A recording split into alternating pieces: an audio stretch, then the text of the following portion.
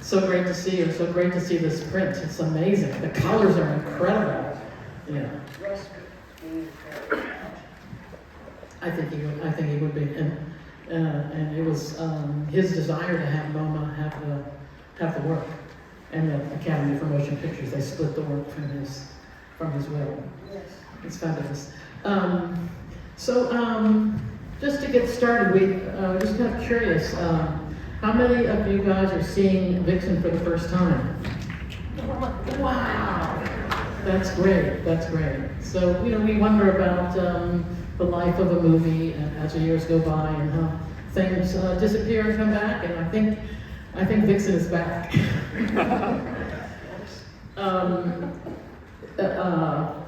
I think Russ. I read that Russ. He thought part of the success of Vixen, besides you being the main character and just completely enthralling and fabulous, was that women could identify with the picture.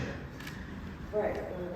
When I went for my interview, I didn't meet with Russ. I met with his assistant, George, and George asked me to take off my top, which was big. I was working at a topless bar at the time with Haji and Tura, rest in peace. And was doing it every night anyway, didn't matter. And then they called me back a couple of weeks, a month later, and Russ asked me also, can you take off your top? Of course I did. And he said, well, she's a little smaller than most of my women. Maybe women will be able to relate to her better. I think they did. I think so too. He also thought it would be a good date movie. Anybody here on a date? I get a lot of fan letters saying, I first met you in the drive-in theater with my first girl. Oh, that's so sweet. That's so sweet. It's got to be a part of that. I wanted to ask you, there's so many stories. You have a great website, and anybody who's can pursue that on their own. There's a really a lot of material and a lot of background. But I wanted to ask you, because I know that this was your first movie. You were very young, 19 at the time, and you come up to the country to do the movie, and your first day there, you're shooting the scene with the fish at the barbecue. Could you just tell us that story? It was the first day of shooting, and I had just arrived above the border of Eureka. And the first night was the barbecue. Russ loved cooking for everybody and having sort of holding court. So he wanted to shoot the first night, and so he did a barbecue of fish. And he just started rolling the camera, and I think that was the night he fell in love with me, because I took the fish and put it in my mouth. Oh, wow. Well, you danced with it, you flirted with it, did you invent all that stuff on your own? What did he tell you? Did he say he doesn't? He wanted you to just be provocative and didn't go further? No, he just said, dance with the fish. Dance with the fish. It's a really great scene. And you can tell, from what I've read, he often was, he got excited, and he was excited by the shooting. He was turned on by the shooting, and if he wasn't turned on, it wasn't going to be good. So he kind of went for that. And you can tell in a lot of this material that he obviously was in love with you. Well, I think he fell in love with all of his leading women. Kitten, for sure, they had a long-term relationship. And yes, he was a voyeur, for sure. And that spurred him and made him so passionate about his work. Like the lesbian scene, he was very concerned about that scene, and for him it was the most important scene in the whole movie. So when he first told me about the scene, And he said, I had this friend who's in jail, and she told me how women do it together. And he says, think of two scissors. And he goes like this. Well, if that doesn't traumatize a girl, I don't know what to say. I was traumatized, and doing the scene I was really scared. I mean, I just didn't know exactly, I mean, not that I didn't know what to do. I knew what to do, but I just didn't know what would make him happy, and he screamed and yelled and, said, this is the whole movie, I'll just throw it away because if this doesn't work, nothing's gonna work. And Well, he threw a temper tantrum? He did, and he sent me to my room to think about it. So I thought about it, and I came back, and he just said, all right, action. And he was laying on the floor, like Russ always loved shooting up, which isn't the most, glorious look for a girl, but anyway, he liked that. And for instance, all the shots with the springs of the bed, he's known for that pink negligee that I wore with my husband. That's in every single movie. So we're doing the scene, and I was just me. And he's down on the floor, and he's not saying cut. He's like, Oh, and that's a good sign. that's a good sign. And then he started banging on the floor. Yes. And after about 5 minutes, he said, all right, cut. I gotta change my shorts, lunch.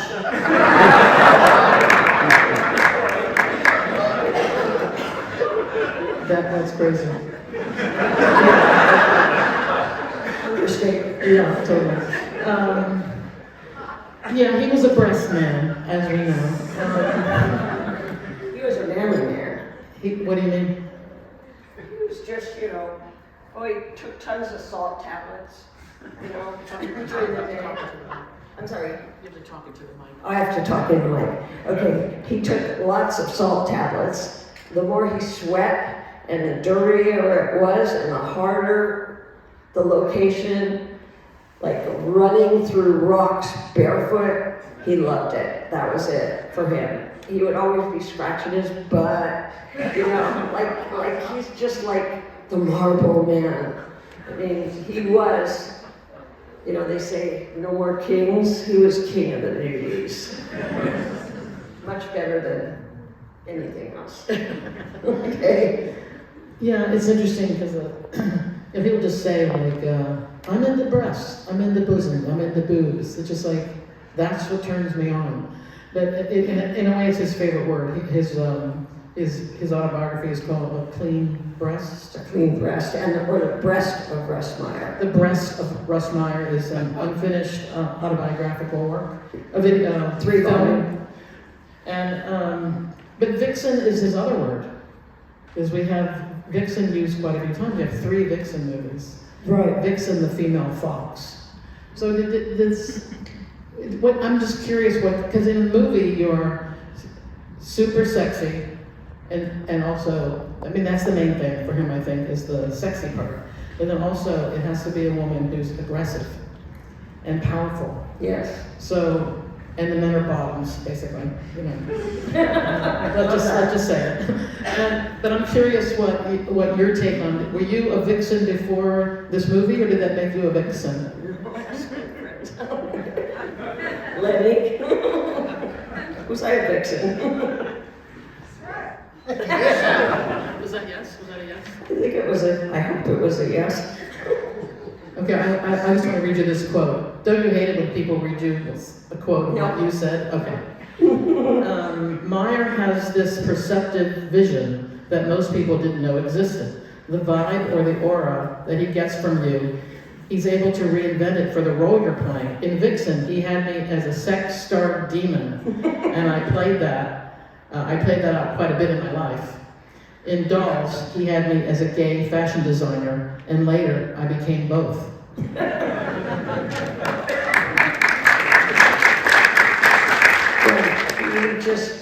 he had his fingers on the pulse of what was happening and what was going to happen.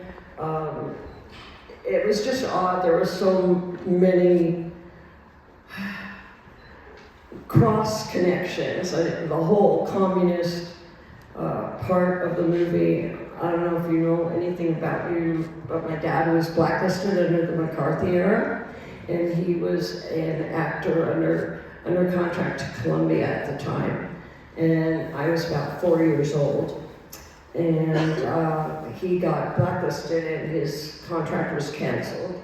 And it ended a career for him that he was very passionate about. Sad. Yeah. And he wasn't a party member. He was just picked up in the raids that kind of went on in the 50s. You know, I don't really know. I know that he spoke his mind a lot at parties and in circles of other actors, directors, writers. I do remember vaguely when the FBI came to our door, and my dad was working at the time, and they said, "We want to talk to your daddy." And they handed me a card, and it was the FBI. And my grandmother came and said, "Sorry, we can't tell you anything." And they said, "Well, tell your daddy to call us." He never called, of course, but they got him. Yeah. So you grew up with him as an actor, and was that your ambition when you were young? I think I was just always trying to get attention from my folks, because I had a younger sister who came along, and that was the focus. My mother came down with polio and was totally paralyzed, and she was in the iron lung, pregnant with my sister, and actually had my sister in the iron lung. And so everything was focused on my sister, and I was just always wanting attention. So yeah, I would like hide in the closet and hope that they would come looking for me, but they never did. A lot of time in the closet. Yeah.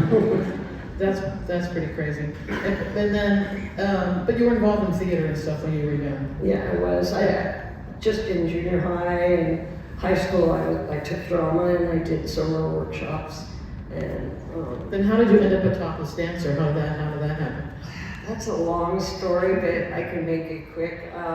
Well, we don't mind the long version. Are you sure? My boyfriend at the time was known as the hash king of Hollywood.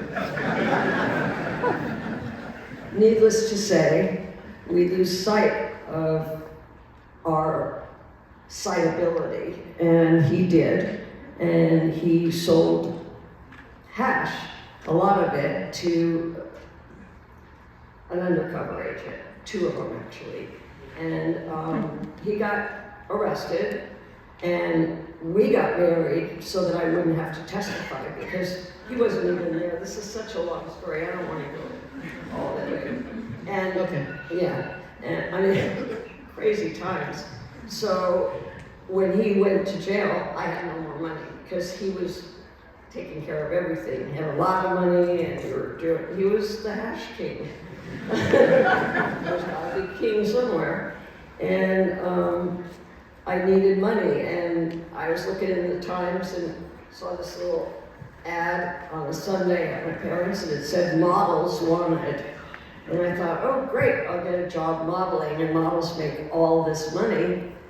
And I called and went to this office that it still smelled like rubber cement, where they put the fake wood paneling up on the walls. And they took my picture and sent me out to Oxnard to dance for 8 hours, 45 minutes on, 15 minutes off at a beer bar at 11 in the morning. And finally, after about a week, they said, there's this club called The Losers, and on Sunday nights, they have what's called amateur night, and all the regular girls are off, and they bring in 5 girls to dance. And so he sent me there, and my first night there, Pete Rooney, who was the owner of the club, came up to me and said, "Oh, would you like a job here?" Yeah, but I'm only really 19, and he's like, I can fix that. And so he did, and then I just started working at the Losers, and there were 5 of us. There was Kara, there was Bibi, Eurasian woman, Tura, Satana, and Haji. And we worked together for a long time, and then one night Haji said to Tura, "Don't you think Russ would love Erica?" And I was like, "Who's Russ?" Well, I can tell the whole story about when I was growing up, and I went by the theater, the Vista Theater in Hollywood, and I saw a mural, Mr. T's, and it was all known as the nudie theater in town. Little did I know that would come back. I was sitting in my dentist office, and I saw the Reporter, which they always have the Hollywood stuff on the tables for you to read. And there was an ad for a movie by Russ Meyer, and I put it together with what Haji and Tura said and called the number and went for that initial interview. That was it. That's fantastic. What a brain trust at the Losers Club to have Haji, Tura, Satana, and you. Yeah. That's amazing. Was Bibi in the movies too? No. She was. Yeah. She was in Beyond Value Dolls in the party scene, Uh-huh. and she was this beautiful Eurasian girl. I mean, and she was the only one in the club that didn't have to dance topless because she had the best butt. I mean, so she just wore this dress and a G-string. The dress was like to here, and she was a dancer like all her life. Yeah. I'm just curious. This is like a little gossipy, but Faster Pussycat Kill Kill was made earlier, like a couple of years earlier, Right. and it didn't do so great at the time. Now, of course, it's a cult classic, but Vixen did incredibly, stupendously well. So were they jealous of you, or was there like, how did that work? Were you buddies with them? Oh yeah. So were you buddies with them throughout the years? Oh yeah, throughout the years. And I mean, first when Tura first died, that was quite shocking. I mean, we hung out, and the whole when Haji passed away, also it's just sad and the way it happened. And she went to dinner with a friend, and she had been having what she said she was having a toothache, really bad toothache, and she had gone to the doctor that day, and he had examined her, gave her some antibiotics, and she went out to dinner with her friend and got up to go to the restroom, and her friend's sitting there for like a half hour, and Haji doesn't come back. And she went into the bathroom and found Haji was already passed on the floor. And I didn't even know this, that pain in the jaw is one of the main signs of a heart attack. And that's what happened. And had the dentist even just thought, she'd probably still be with us. Yeah. Wow, that's really, and then that's really a shame. And Tura died in heart failure. Heart failure, right. Yeah. You make the incredible crew of Russ Meyer starlets. Indeed. It is kind of incredible. Except we're all brunettes. Otherwise, Charlie's Angels. All right. So back to the movie, the reception of the movie. I know it was a big hit in its year, 1968. I mean, the 60s were unbelievable for films. Anyway, it's a 60s were unbelievable. For everything, it's true. It's true. And I wanted to get to this incident. So in Chicago, we want to talk about somehow you ended up on a TV show with Betty Friedan. In like a point counterpoint, I don't know, some kind of debate of some kind. But she had written The Feminine Mystique, and that was published in '63. Was she on the program too? Oh no, she was just. These are the feminists writing these books. Burning their bras. And... Right. Oh, I have a great quote. Another quote.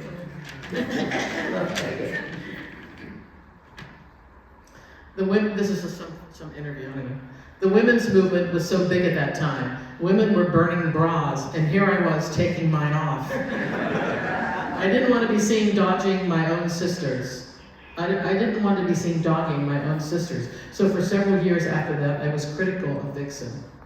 But then later you say, I really don't feel that what I was doing was putting women down. Vixen was totally on top. I think it's great when you can feel that kind of control in a sexual way. So you said both those things, but I'm curious, how did that ever happen that you got on a TV show with Betty Friedan? Well, Russ took me to Chicago where Vixen was premiering, and the distributor in Chicago, which the first time Russ ever used a distributor other than himself, booked us on this TV show, the Chicago show with Ronnie Barrett.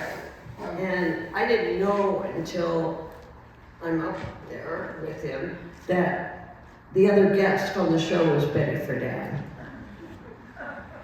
That was tough. That was tough because Russ was sitting backstage watching me, and here's Betty Friedan, and it was just a pull. He did not come out and take some heat himself? No. Okay. No, it all came on me, but I let her talk, you know. It was like, it was hard because I heard her and I understood what she was saying.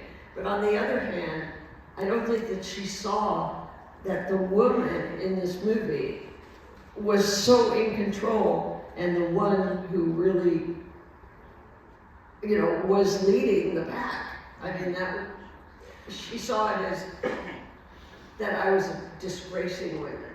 Right. That you were a victim of male sexual desire. Exactly. Yeah. And everything that I did in that movie, I did of my own volition. I mean, it was fun. It was fun. And I mean, I had lived that part. Well, yeah, exactly. Yeah. It was fun. You can tell that you were having a lot of fun, but it also, you're very positive and smiling and together in the movie. It's not like for example, like the melodramas that he made earlier, like Lorna. Right. There's women pay for their sins. I won't give the film away, but you know, there's and I think MoMA's working on that right now. And whoever I know, I met him earlier, is a magician. The way the film looks is incredible. I mean,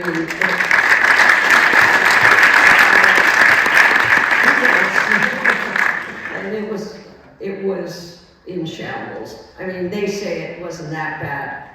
It was bad. Wait, what was bad? When they received. Oh, I see. The condition of the work Yes. was not. It hadn't been kept. It hadn't been kept up in the best conditions, right? Just to go back to the movie, the other person who was very young, it was their first time on screen, was Niles. Right. Harrison Page. Harrison Page, he did a wonderful job. Incredible. I mean, the tension between you guys is sort of like, it's almost like you're ciphers and you're made there to sort of present the positions that were around at the time, all the different positions, sort of the negative and the positive and the sexual stuff, and communism. You know, you're all supposed to play these roles, which are kind of, you know, overwritten in some way. They're sort of the dialogue about the issues of the time. And the movie takes this weird turn because it's like this kind of fun, sexy thing for the first half, including the lesbian scene. And then it takes this turn, which is much more polemical and political, but also kind of preachy and kind of you know how Russ often has, you know, like in Lorna, for example, there's actually a preacher who comes on and tells you what the sins are to the humans and what you have to do to sort of get to be able to get to heaven. Yeah, right. And stay away from hell. Interesting in that almost every movie, I mean, if anybody saw Beyond the Valley of the Dolls, it's hilarious where they're walking across and he's giving this whole preacher thing about, you know, evil becomes evil. Morality. Yeah, morality. Yeah. But the first time I saw this Vixen a long time ago, and I don't remember what I thought at the time. I liked it. But I looked at it the other, like couple weeks ago, and I thought, oh, this is so un-PC for Niles. This is bad. But then tonight, watching it, I was like, this is really interesting, the arguments that are generated, the conflict, and the challenges of that time with the different people. And then the coming together at the end. Yeah, I thought that was amazing. It was, yeah. I mean, you're great at the end, because you're like, so flirtatious and foxy, you're just going to move on to the next couple. Right, and then the last couple coming towards us, that was Russ Meyer and Ushi. Yes, so that's it. I think what was really important to remember is the legacy of Russ Meyer is so important, especially for up-and-coming students of film, to know who he was and to learn from his sort of trademark. I don't know how many people knew of him before coming tonight, but what's important is that his legacy moves with the times. And he fought. Charles Keating, I don't know if any of you know the story with Charles Keating. Russ took him to court. Well, actually, Charles Keating used Vixen as his platform for Citizens for Decent Literature. And Charles Keating, I don't know if you know about him, he was later arrested in the savings and loans scandal, but he's worried about pornography. I mean, it doesn't quite make sense, but Russ spent hundreds of thousands of dollars in court, and this was in Ohio. Vixen was also the first movie to receive an X rating by the MPAA, and he went to court with Charles Keating, and today, certain parts of Ohio, the film is still illegal. And at the time, the vice cops were going into the film, to watch it, I'm sure, and also to arrest the projectionists and the theater owners and put them in jail, because it was illegal to screen Vixen in the state of Ohio. It's wild. I just made a little list of other films made in 1968. Flesh, Warhol, Candy, Barbarella, I Am Curious, Blue, same year, and a movie Lovemaking by Brackage, which is out of Behind the Green Door was brilliant. is that around? Yeah, that's a little later, I think. Was it? But anyway, that's not the point. The point was that there's all these things happening around that time it was such an explosive time and very experimental and challenging. Indeed. Yeah. We don't have time to talk about, I just want to say you're incredible in Caged Heat. Oh, thank you. It's a really fun movie. And your role as Roxanne in Beyond the Valley of the Beyond Dolls the Valley of the Dolls. is also completely Fought for me to be in that because Daryl Zanuck was a little upset with me because he told Russ I didn't swing, so he didn't really want me in the movie. The scenes with the other woman, Casey, are very tender. I loved her. They feel really they come through the screen. Yeah, she was a dear friend. Rest in peace. Miss her a lot. Well, thank you so much. It's a really great.